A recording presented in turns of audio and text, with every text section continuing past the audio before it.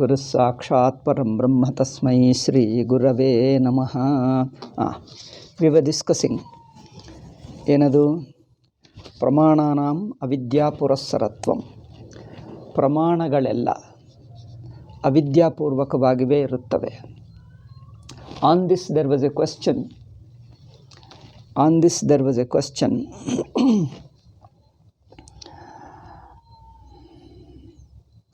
How can ಪ್ರಮಾತೃತ್ವ and ಅವಿದ್ಯಾವಾನ್, ಜ್ಞಾತೃವಾಗಿರುವುದು ಆ್ಯಂಡ್ ಅವಿದ್ಯಾವಂತನಾಗಿರುವುದು, that he is a knower, at the same time he is ignorant. These two can't go together. They are contradiction. One is a ಜ್ಞಾತೃವಾಗಿರುವುದು, ಅಜ್ಞಾನಿಯಾಗಿರುವುದು. ಜ್ಞಾತೃ ಅಂದರೆ he knows something. ಅಜ್ಞಾನಿ ಅಂದರೆ ಗೊತ್ತಿಲ್ಲ ಎಂದರ್ಥ. ಜ್ಞಾತೃ ಅಂದರೆ ಗೊತ್ತಿದೆ ಎಂದರ್ಥ. మరి ಜ್ಞಾತೃ ಅಜ್ಞಾನಿ ಈ ಎರಡು ವಿರುದ್ಧ. ಜ್ಞಾತ, the knower means he knows something. He can't be ignorant. But ignorant is somebody who doesn't know things. Okay, but now, so that means the knower and ignorant are totally opposite. But you are telling ಜ್ಞಾತೃ is ignorant. The knower is ignorant. It is contradiction. Second point, pramana means wherever there is a pramana dispels ignorance, and avidya is absence of knowledge. Pramana is production of knowledge, removes ignorance and presence of knowledge. Where there is a pramana, there is a presence of knowledge. Ignorance means absence of knowledge. You say ಪ್ರಮಾಣ is due to ignorance.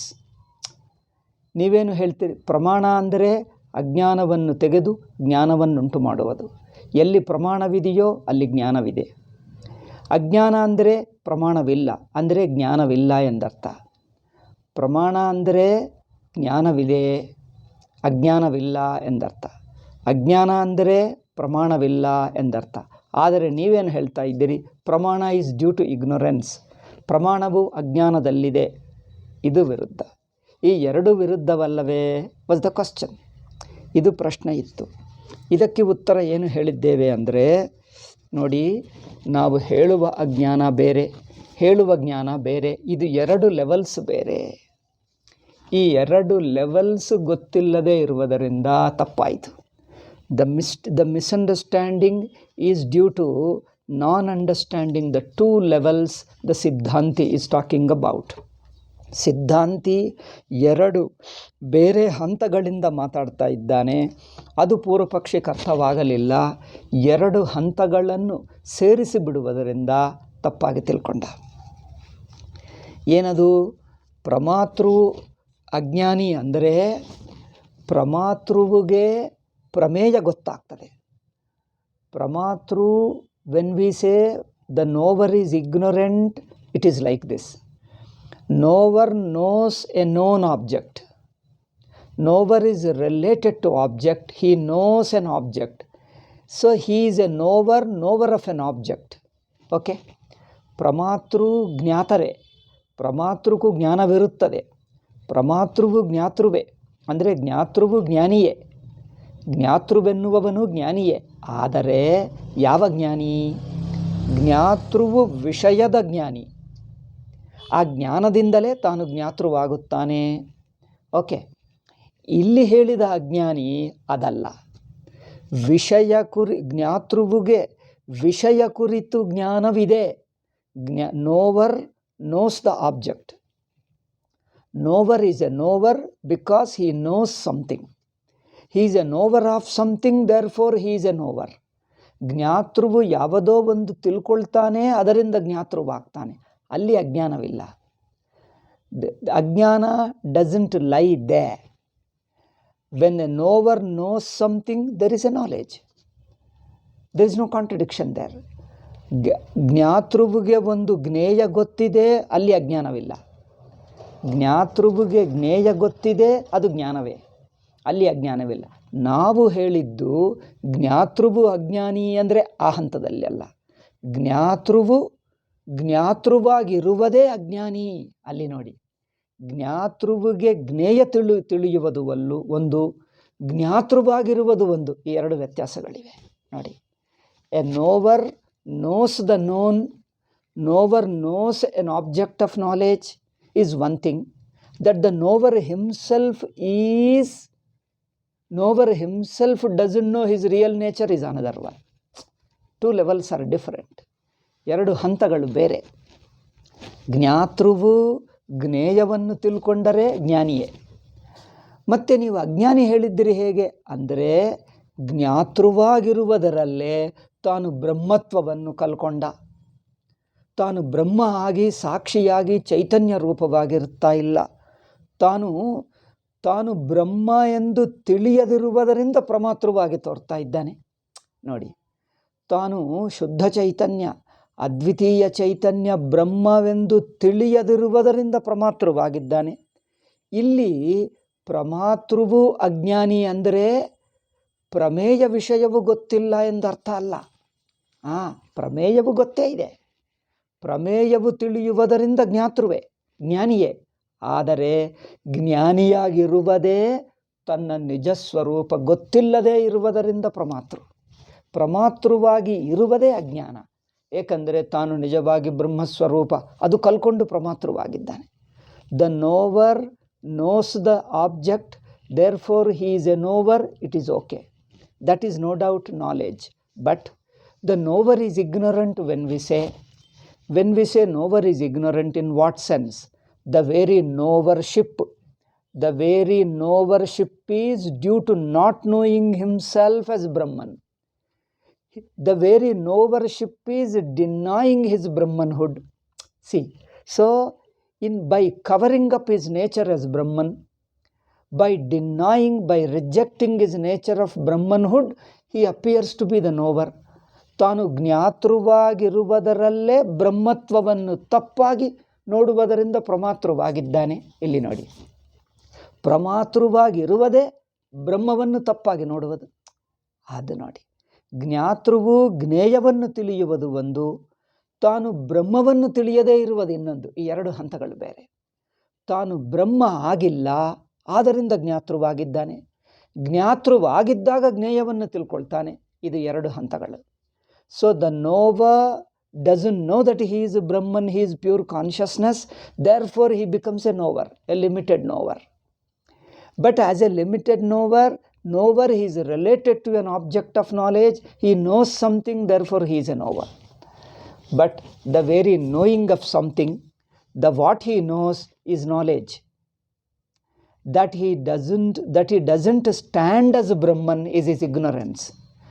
That as a pramata, as a gnatru, as a knower, he knows something is a jnani. That he doesn't stand as a Brahman is a jnanam. ತಾನು ಬ್ರಹ್ಮವಾಗಿಲ್ಲ, ತಾನು ಪ್ರಮಾತೃವಾಗಿದ್ದಾನೆ ಎಂಬುದು ಅಜ್ಞಾನವಾಗಿದೆ. ಪ್ರಮಾತೃವಾಗಿದ್ದಾಗ ಒಂದು ಪ್ರಮೇಯ ತಿಳ್ಕೊಳ್ತಾನೆ, ಅಲ್ಲಿ ಜ್ಞಾನವಿದೆ. ಎರಡು ಸಂಬಂಧಗಳು ಬೇರೆ. ಒಂದು ಜ್ಞೇಯ ಸಂಬಂಧ, ಒಂದು ತನ್ನ ಸ್ವರೂಪ ಸಂಬಂಧ. ತಾನು ಸ್ವರೂಪವಾಗಿ ತಿಳ್ಕೊಳ್ಳದೇ ಇರುವುದು ಜ್ಞಾತೃತ್ವ. ತಾನು ಇನ್ನೊಂದನ್ನು ಜ್ಞಾತೃವಾಗಿದ್ದಾಗ ಇನ್ನೊಂದನ್ನು ತಿಳಿಯುತ್ತಾ ಇದ್ದೀನಿ, ಅದು ಜ್ಞಾನ. ಪರವಾಗಿಲ್ಲ, ಅದು ಜ್ಞಾನ. ನೋಡಿ, ಉದಾಹರಣೆ ಹೇಳ್ತೀನಿ. ಕನಸಿನಲ್ಲಿರುವ ವ್ಯಕ್ತಿ ಕನಸಿನ ಪ್ರಪಂಚ ತಿಳ್ಕೊಂಡರೆ ಅವರು ಜ್ಞಾನಿಯೇ. ಕನಸಿನ ಪ್ರಪಂಚ ಗೊತ್ತಾಗ್ತಾ ಇದೆ. ಆದರೆ ಕನಸಿನ ಪ್ರಪಂಚ ತಿಳಿಯುತ್ತಾ ಇರುವಾಗ ನಾನು ಕನಸಿನ ವ್ಯಕ್ತಿ ಆಗಬೇಕು. ಕನಸಿನ ವ್ಯಕ್ತಿ ಆದರೆ ನಾನು ಎಚ್ಚರ ವ್ಯಕ್ತಿ ಅಲ್ಲ, ಅಲ್ಲಿ ಅಜ್ಞಾನ ಇದೆ. ಎಚ್ಚರ ಸ್ವರೂಪವಾದ ಸಾಕ್ಷಿ ಅಲ್ಲ, ನಾನು ಕನಸಿನಲ್ಲಿರುವುದೇ ಒಂದು ಭ್ರಮೆಯಲ್ಲಿರುವಾಗ ಒಂದು ವಸ್ತುವನ್ನು ತಿಳಿಯುತ್ತಾನೆ, ಅದು ಬೇರೆ. ಅದು ಒಳಗಿನ ಸಂಬಂಧ. ಇದೇನೋ ತನ್ನ ಸ್ವರೂಪವೇ ತಿಳಿಯದೇ ಇರುವುದು. ಈ ಎರಡು ಹಂತಗಳು ಬೇರೆ. Like I give you another example of a dream person, a dream individuality is a knower as long as he is related to the other objects. He knows the dream objects, therefore he is a knower. He is a knowledgeable person because he knows something in the dream state. As long as he knows something, he is a knowledgeable person. He knows because he is a knower. But to be a knower, you have to be a dream individual. To be a dream individual itself is denying your sakshihood, which is outside the dream, which is the witness of the whole dream. ಇಡೀ ಕನಸಿನ ಅವಸ್ಥಕ್ಕೆ ಸಾಕ್ಷಿಯನ್ನು ಕಲ್ಕೊಂಡು ತಾನು ಕನಸಿನ ವ್ಯಕ್ತಿ ಆಗುತ್ತಾನೆ, ಸ್ವಪ್ನ ಪುರುಷ ಆಗುತ್ತಾನೆ. ಸ್ವಪ್ನ ಪುರುಷತ್ವಂ ಸ್ವಪ್ನ ಒಳಗಿನ ಪದಾರ್ಥಗಳ ದೃಷ್ಟ್ಯ ಜ್ಞಾನಿ, ತನ್ನ ಆತ್ಮದೃಷ್ಟ್ಯ ಅಜ್ಞಾನಿ. ನೋಡಿ, ತನ್ನ ಸ್ವರೂಪ ದೃಷ್ಟ್ಯ ಅಜ್ಞಾನಿ, ಕನಸಿನ ಒಳಗಿನ ಪದಾರ್ಥಗಳ ದೃಷ್ಟ್ಯ ಜ್ಞಾನಿ. So the knower is a knower with reference to the objects within the dream world.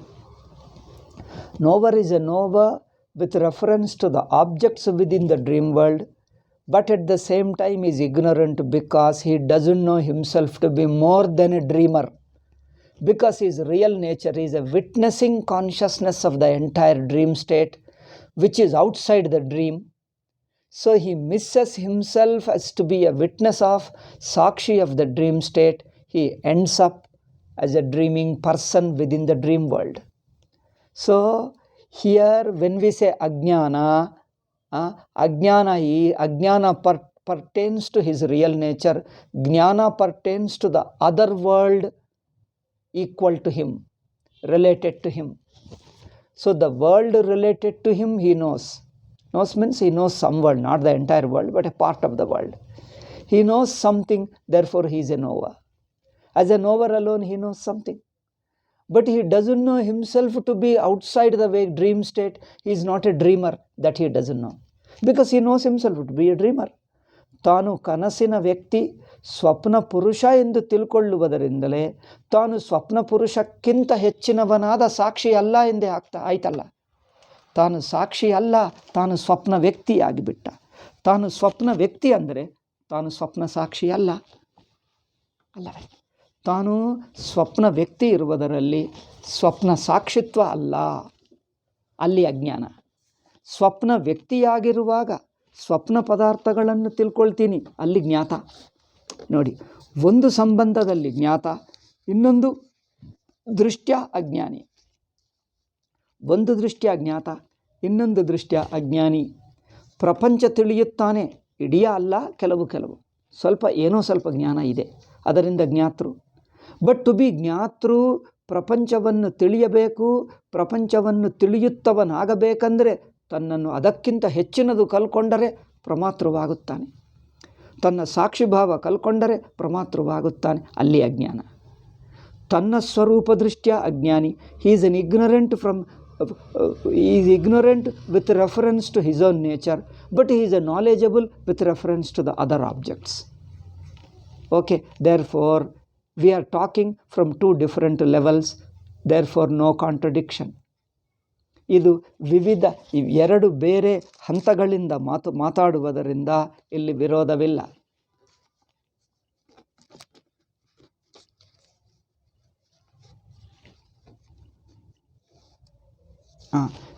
ಏಕೆಂದರೆ ವೆನ್ ಯು ಆರ್ ಎ ಪ್ರಮಾತೃವಾಗಿರುವಾಗ ದೇಹೇಂದ್ರಿಯ ಮನಸ್ಸುಗಳ ಅಭಿಮಾನಿಯಾಗೇ ಇರುತ್ತಾನೆ. ಅಂದರೆ ದೇಹೇಂದ್ರಿಯ ಮನಸ್ಸುಗಳ ಅಭಿಮಾನರಹಿತ ಬ್ರಹ್ಮವಾಗಿ ತಿಳಿಯುತ್ತಾ ಇಲ್ಲ, ಅದರಿಂದ ಅಜ್ಞಾನಿ. ಈ ಅಧ್ಯಾಸವಿದ್ದರೆ ಪ್ರಮಾತೃವಾಗುತ್ತಾನೆ. ಈ ತಪ್ಪು ತಿಳುವಳಿಕೆ ಇಲ್ಲದಿದ್ದರೆ, ತಾನು ಬ್ರಹ್ಮ ಅಲ್ಲ, ತಾನೊಬ್ಬ ವ್ಯಕ್ತಿ ಎಂಬ ಅಧ್ಯಾಸ ಇಲ್ಲದಿದ್ದರೆ ಪ್ರಮಾತೃವೇ ಆಗಲ್ಲ. ಅಧ್ಯಾಸದಿಂದಲೇ ಪ್ರಮಾತೃವಾಗುತ್ತಾನೆ. So he appears, he takes himself to be an individual knower only when he rejects his own real nature as the pure consciousness. When he rejects his brahmatvam, he takes himself to be an individual. The very individuality presupposes his not knowing himself to be Brahman. So in that ignorance of his Brahmanhood alone, he appears to be a jiva, an individual knower. In the ignorance of his Brahmanhood, there is a jivatva. Therefore, that ignorance, that adhyasa, that misunderstanding of himself, not knowing himself as a Brahman, but taking himself to be a pramatru, is necessarily required to be a pramatru, to be a knower. To be a knower, you need to deny your Brahmatvam and take himself to be an individual knower. Okay. Therefore, ಪ್ರಮಾತೃವಾಗಿರುವುದಕ್ಕೆ ಬ್ರಹ್ಮತ್ವವು ಅಲ್ಲ, ಬ್ರಹ್ಮತ್ವವನ್ನು ಕಲ್ಕೊಳ್ಳುವುದು, ಒಂದು ವ್ಯಕ್ತಿಯಾಗಿರುವುದು, ಪ್ರಮಾತೃ ಜ್ಞಾತೃವಾಗಿರುವುದಕ್ಕೆ ಬೇಕೇ ಬೇಕು. ಬ್ರಹ್ಮತ್ವವು ಇಲ್ಲ, ಅದರಿಂದಲೇ ಜ್ಞಾತೃವಾಗಿದ್ದಾನೆ. ಅದು ಬ್ರಹ್ಮ ವಿಷಯದಲ್ಲಿ ಅಜ್ಞಾನ. ಜ್ಞಾತೃವಾಗಿರುವಾಗ ಹೊರಗಿನ ಬೇರೆ ವಿಷಯಗಳ ವಿಷಯದಲ್ಲಿ ಜ್ಞಾನಿ ಅಜ್ಞಾನಿ ಎರಡು ಇದೆ ನೋಡಿ. ಓಕೆ, ಅದರಲ್ಲಿ ತಪ್ಪಿಲ್ಲ. ತಸ್ಮಾತ್ ಅಧ್ಯಾಸ ರೂಪ ವಿದ್ಯಾ ವಿಷಯತ್ವೇ ಪ್ರಮಾಣಾನಾಂ ನಕೋ. ಇನ್ನೊಂದು ವಿಷಯ ಹೇಳಿದ್ದೇವೆ ನಾವು, ಲಾಸ್ಟ್ ಕದೆ ಹೇಳಿಬಿಟ್ಟು ಮುಗಿಸಿದ್ದೇವೆ. ಏನು? ಪ್ರಮಾಣಗಳು. ಯೂಸಿಂಗ್ ದ ಪರ್ಸೆಪ್ಷನ್, ಪ್ರತ್ಯಕ್ಷ, ಅನುಮಾನ, ಶಬ್ದ ಪ್ರಮಾಣ ಮುಂತಾದ ಪ್ರಮಾಣಗಳಲ್ಲೂ ಬಳಸುವಾಗ ನಾನು ಪ್ರಮಾತೃ ಅಥವಾ ಜ್ಞಾತೃ ಪ್ರಮಾಣಗಳನ್ನು ಬಳಸ್ತಾನಲ್ಲ, ಅವರ ಅಜ್ಞಾನಿ ಹೇಗೆ ಆಗ್ತಾನೆ? ಪ್ರಮಾಣಗಳನ್ನು ಬಳಸಿದ್ದರೆ ಅವರಿಗೆ ಜ್ಞಾನ ಬರುತ್ತದಲ್ಲವೇ? ಅದು ಪ್ರಶ್ನೆ. The next another question we discussed was that as a ಜ್ಞಾತೃ I use pramanas. When I use pramana like perception and inference and shabda, I come to know things. By using pramana, I come to know things. How can there be ignorance by using pramanas? Using pramana means removing ignorance. ಪ್ರಮಾಣಗಳನ್ನು ಬಳಸುವುದೆಂದರೆ ಅಜ್ಞಾನವನ್ನು ತೆಗೆಯುವುದೇ ಹೊರತು ಅಜ್ಞಾನವನ್ನು ಇಟ್ಕೊಳ್ಳುವುದಲ್ಲ, ಅಲ್ಲವೇ? ಕಣ್ಣು ತೆಗೆದು ಬಿಟ್ಟು ಕುರುಡನ ಆಗ್ತಾರಾ ಯಾರಾದರೂ? ಕಣ್ಣು ತೆಗೆದರೆ ಕುರುಡತ್ವ ಹೋಗುತ್ತದೆ. If you open your eyes, you start seeing it. You don't become blind by opening your eyes. By closing your eyes, which you were blind by closing your eyes, and that blindness goes away when you open your eyes. Opening eyes is totally rejecting your blindness. Your blindness means blindness on account of closing your eyes. So ಕಣ್ಣು ಮುಚ್ಚುವುದರಿಂದ ಇರುವ ಕುರುಡುತನ ಕಣ್ಣು ತೆಗೆದರೆ ಇಲ್ಲ. ಪ್ರಮಾಣವನ್ನು ಬಳಸಿದ್ದರೆ ಜ್ಞಾನವಾಗುತ್ತದಲ್ಲವೇ? ಪ್ರಮಾಣಗಳು ಅಜ್ಞಾನ ಎಂದು ಹೇಳ್ತೀರೇಕೆ ಅಂದರೆ,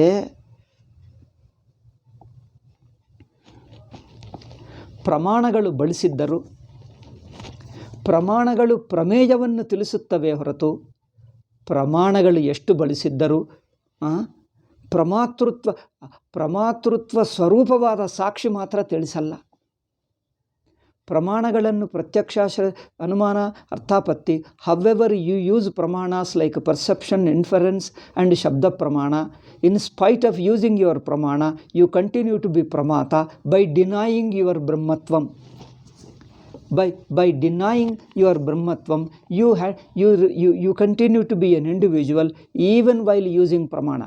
Therefore, using of pramana doesn't remove your ignorance of your real nature. Ignorance of your real nature. ನಿಮ್ಮ ನಿಜಸ್ವರೂಪದ ಅಜ್ಞಾನವನ್ನು ಪ್ರಮಾಣಗಳು ತೆಗೆಯಲ್ಲ. ಪ್ರಮಾಣಗಳು ಬಳಸಿದ್ದರೂ ಆ ಅಜ್ಞಾನ ಹಾಗೇ ಇರುತ್ತದೆ. ಆತ್ಮಸ್ವರೂಪ ಅಜ್ಞಾನ ಹಾಗೇ ಇರುತ್ತದೆ. ಪ್ರಮಾಣಗಳು ಬಳಸ್ತಾನೆ, ಪ್ರಪಂಚ ತಿಳ್ಕೊಳ್ತಾನೆ, ಅಜ್ಞಾನವು ಹಾಗೇ ಇರುತ್ತದೆ. ಅಂದರೆ ಪ್ರಮಾಣಗಳನ್ನು ಬಳಸುತ್ತಾ ಇದ್ದರೂ ಅಜ್ಞಾನ ಮಾತ್ರ ಹೋಗುವುದಿಲ್ಲ. ಇನ್ spite of using perception and inference, your nature of your ignorance about your real nature, that is an adhyasa, a misunderstanding about your real nature doesn't go away. In fact, that using pramana and knowing the external world continues within adhyasa only. ಪ್ರಮಾಣಗಳನ್ನು ಬಳಸುವುದರಿಂದ ಆತ್ಮಾಜ್ಞಾನ ಹೋಗುವುದಿಲ್ಲ. ಆತ್ಮಾಜ್ಞಾನ ಅಂದರೆ ಅಧ್ಯಾಸದಲ್ಲಿರುವ ಪ್ರಮಾತೃವೇ ಪ್ರಮಾಣಗಳನ್ನು ಬಳಸಿ ವಿಷಯವನ್ನು ತಿಳ್ಕೊಳ್ತಾನೆ. ಅಧ್ಯಾಸದಲ್ಲಿರುವ ಪ್ರಮಾತೃವೇ ಪ್ರಮಾಣಗಳನ್ನು ಬಳಸಿ ಪ್ರಮೇಯವನ್ನು ತಿಳ್ಕೊಳ್ತಾನೆ. ಆದರೆ ಪ್ರತ್ಯಕ್ಷಾದಿ ಪ್ರಮಾಣಗಳನ್ನು ಬಳಸುತ್ತಾ ಇದ್ದರೂ ಪ್ರಮಾತೃವೇ ಇರುತ್ತಾನೆ, ಅಧ್ಯಾಸದಲ್ಲೇ ಇರುತ್ತಾನೆ, ಅಜ್ಞಾನಿಯಾಗೇ ಇರುತ್ತಾನೆ. ಅಂದರೆ ಪ್ರಮಾಣಗಳು ಬಡಿಸಲಿ ಬಿಡಲಿ, ಆತ್ಮಾಧ್ಯಾಸ ಹೋಗಲ್ಲ. ಆತ್ಮಾಧ್ಯಾಸ ಪ್ರಮಾಣಗಳಿಂದ ಬಂದಿದ್ದಲ್ಲ, ಪ್ರಮಾಣಗಳಿಂದ ಹೋಗುವುದಲ್ಲ, ಅಲ್ಲವೇ? ಆತ್ಮಾಧ್ಯಾಸ ಪ್ರಮಾಣಗಳು ಬಳಸಲಿಲ್ಲ ಎಂದು ಆತ್ಮಾಧ್ಯಾಸ ಬಂದಿಲ್ಲ. ಅಂದರೆ that atmadhyasa has not come into effect. Atmadhyasa has come not for not using perception and inference and other pramanas. For not using pramana, atmadhyasa has not come. Therefore, by using pramana, atmadhyasa won't go away. ಪ್ರಮಾಣಗಳನ್ನು ಬಳಸದೇ ಇರುವುದರಿಂದ ಆತ್ಮಾಧ್ಯಾಸ ಬಂದಿದ್ದಲ್ಲ. ಅಂದರೆ individuality, ಜೀವಭಾವ ಬಂದಿದ್ದಲ್ಲ. ಪ್ರಮಾಣಗಳನ್ನು ಬಳಸದೇ ಇರುವುದರಿಂದ, ಮತ್ತೊಂದು ಸಲ ಹೇಳ್ತೀನಿ ನೋಡಿ, ಪ್ರತ್ಯಕ್ಷ ಅನುಮಾನಗಳನ್ನು ಬಳಸದೇ ಇರುವುದರಿಂದ ಪ್ರಮಾತೃತ್ವ ಬಂದಿಲ್ಲ. ಬಳಸಿದ್ದರೆ ಪ್ರಮಾತೃತ್ವ ಹೋಗುವುದಿಲ್ಲ. ಇದು ನೋಡಿ, ಕಣ್ಣು ತೆಗೆಯದೇ ಇರುವಾಗ ಕಂಡು ಬರದಿದ್ದರೆ ಕಣ್ಣು ತೆಗೆದರೆ ಕಂಡು ಬರುತ್ತದೆ. What was not visible when I closed my eyes comes to be seen on opening the eyes. What I could not see with my closed eyes I will be able to see on opening the eyes. ಕಣ್ಣು ಮುಚ್ಚಿಕೊಂಡಾಗ ಕಂಡು ಬರದೇ ಇರುವುದು ಕಣ್ಣು ತೆಗೆದಾಗ ಕಂಡು ಬರುತ್ತದೆ. ಆದರೆ ಪ್ರಮಾಣಗಳನ್ನು ಬಳಸುವಕ್ಕೆ ಮುಂಚೆ ಯಾವುದು ಗೊತ್ತಿಲ್ಲವೋ ಪ್ರಮಾಣಗಳನ್ನು ಬಳಸಿದ ನಂತರ ಅದು ಗೊತ್ತಾಗ್ತದೆ. ಇದು ಪ್ರಪಂಚ ವಿಷಯ. ಆದರೆ ನಾನು ತನ್ನ ಬ್ರಹ್ಮವನ್ನು ತಿಳ್ಕೊಂಡಿಲ್ಲ, ತನ್ನನ್ನು ಪ್ರಮಾತೃವಾಗಿ ನೋಡುವುದು ಪ್ರಮಾಣಗಳನ್ನು ಬಳಸದೇ ಇರುವುದರಿಂದ ನೀನು ಪ್ರಮಾತೃವಾಗಲಿಲ್ಲ. ನೋಡಿ, ಪ್ರಮಾಣಗಳನ್ನು ಬಳಸಿದ್ದರೂ ನೀವು ಪ್ರಮಾತೃವೇ ಇರ್ತೀವಿ. ಪ್ರಮಾಣಗಳು ಇಲ್ಲದಿದ್ದರೂ, ಪ್ರಮಾಣಗಳನ್ನು ಬಳಸಿದ್ದರೂ ಬಳಸದಿದ್ದರೂ ಪ್ರಮಾತೃತ್ವವು ಈ ಪ್ರಮಾಣಗಳ ಮೂಲಕವಲ್ಲ. ಆತ್ಮಜ್ಞಾನವು ಸ್ವಾಭಾವಿಕ ಅಧ್ಯಾಸ. ಆ ಸ್ವಾಭಾವಿಕ ಅಧ್ಯಾಸದಿಂದ ಪ್ರಮಾತೃವಾಗಿದ್ದಾನೆ. he takes himself to be pramatru due to that instinctive adhyasa, not due to not using perception and inference. It's not that you have not used perception, therefore you have become pramata. By using perception, you end up, you remove your ajnanam, atma jnanam, and comes to know the truth. No, because the perception is meant for external objects, not for atma. Perception and inference, pramanas are used for knowing the prameya, not for knowing the atman. In fact, the pramanas are used only in the ignorant period. In the experience of ignorance about atma, pramanas become usable. So ಪ್ರಮಾಣಗಳನ್ನು ಬಳಸುವುದೇ ತನ್ನನ್ನು ಪ್ರಮಾತೃವಾಗಿ, ತಾನು ಬ್ರಹ್ಮ ಅಲ್ಲ, ತಾನು ಪ್ರಮಾತೃ ಎಂಬ ತಪ್ಪು ತಿಳುವಳಿಕೆಯಲ್ಲಿರುವಾಗಲೇ ಪ್ರಮಾಣಗಳು ಬಳಕೆ ಬರುತ್ತವೆ. ತಾನು ಬ್ರಹ್ಮ ಎಂದು ತಿಳಿಯದೇ ಇರುವ ಅಜ್ಞಾನ ಸ್ಥಿತಿಯಲ್ಲೇ, ತಾನು ಬ್ರಹ್ಮ ಅಲ್ಲ, ತಾನು ಯಾರೋ ಒಬ್ಬ ವ್ಯಕ್ತಿ, ನಾನೊಬ್ಬ ವ್ಯಕ್ತಿಯಂತೆ, ನಾನು ಬ್ರಹ್ಮ ಅಲ್ಲ ಎಂದು ಅನಿಸುತ್ತಿರುವ ಅಜ್ಞಾನ ಸ್ಥಿತಿ, ಅಧ್ಯಾಸ ಸ್ಥಿತಿಯಲ್ಲೇ ಪ್ರಮಾಣಗಳನ್ನು ಬಳಸುವುದಾಗುತ್ತದೆ. ಆದ್ದರಿಂದ ಪ್ರತ್ಯಕ್ಷಾದಿ ಪ್ರಮಾಣಗಳನ್ನು ಬಳಸಿದ್ದರೂ ಬಳಸದಿದ್ದರೂ ಆತ್ಮಜ್ಞಾನ ಹೋಗುವುದಿಲ್ಲ. ಆತ್ಮಜ್ಞಾನಕ್ಕೆ ಕಾರಣವು ಇದಲ್ಲ. ಪ್ರತ್ಯಕ್ಷಾದಿ ಪ್ರಮಾಣಗಳು ಬಳಸಿದ್ದರೂ ಆತ್ಮಜ್ಞಾನ ಹೋಗುವುದಿಲ್ಲ. ಪ್ರತ್ಯಕ್ಷಾದಿ ಬಳಸಲಿಲ್ಲ ಎಂದು ಆತ್ಮಜ್ಞಾನ ಬಂದಿದ್ದಲ್ಲ. ಆತ್ಮಜ್ಞಾನ ಸ್ವಾಭಾವಿಕ. ಅದರಲ್ಲೇ ನೀವು ಪ್ರಮಾಣಗಳನ್ನು ಬಳಸ್ತೀರಿ, ಪ್ರಮಾತೃವಾಗಿರ್ತೀರಿ. ಆದ್ದರಿಂದ ಈ ಆತ್ಮಜ್ಞಾನ ನೀವು ಪ್ರಮಾತೃವಾಗಿರುವುದಕ್ಕೆ ಬೇಕು. ಪ್ರಮಾಣ ವ್ಯವಹಾರ ನಡೆಯುವುದಕ್ಕೆ ಬೇಕು. ಅಧ್ಯಾಸಂ ಪುರಸ್ಕೃತ್ಯ ಸರ್ವೇ ಪ್ರಮಾಣ ಪ್ರಮೇಯ ವ್ಯವಹಾರಾಃ. ಅಧ್ಯಾಸವು ಬೇಕೇ ಬೇಕು. ಅಧ್ಯಾಸದಲ್ಲಿರುವಾಗಲೇ ಪ್ರಮಾಣ ನಡೆಯುತ್ತದೆ. ಪ್ರಮಾತೃತ್ವವಿರುತ್ತದೆ, ಪ್ರಮಾಣಗಳು ಬಳಕೆಗೆ ಬರುತ್ತವೆ. ಅಧ್ಯಾಸವಿಲ್ಲದಿದ್ದರೆ ನೀನು ಪ್ರಮಾತೃವಲ್ಲ, ಅಲ್ಲಿ ಪ್ರಮಾಣ ವ್ಯವಹಾರವೂ ಇಲ್ಲ. ಆದ್ದರಿಂದ ಈ ಅವಿದ್ಯೆ, ಇದು ಸ್ವಾಭಾವಿಕ ಅವಿದ್ಯೆ, ಇಡೀ ಪ್ರಪಂಚದ ಅವಿದ್ಯೆ. ಅಂದರೆ ಇಡೀ ಪ್ರಪಂಚವು ಅವಿದ್ಯದಿಂದ ತೋರುವ, ಇಡೀ ಅವಸ್ಥವೇ ಅವಿದ್ಯದಿಂದ. The entire state is appearing due to ignorance of oneself. So this ignorance of Atma, within that ignorance of Atma, you take yourself to be pramata, and the pramanas come into use. The pramanas come into use and you yourself are pramata only under the ignorance of yourself as Brahman. When you don't know yourself as a Brahman, you become individual, and as an individual knower, you use the pramanas and know the world. Therefore, Atma Ajnana is underlying, it is instinctive, it is not due to pramanas, it is in spite of pramanas. Atma Ajnana is there, because in fact, it is within Adhyasa alone, all pramanas continue.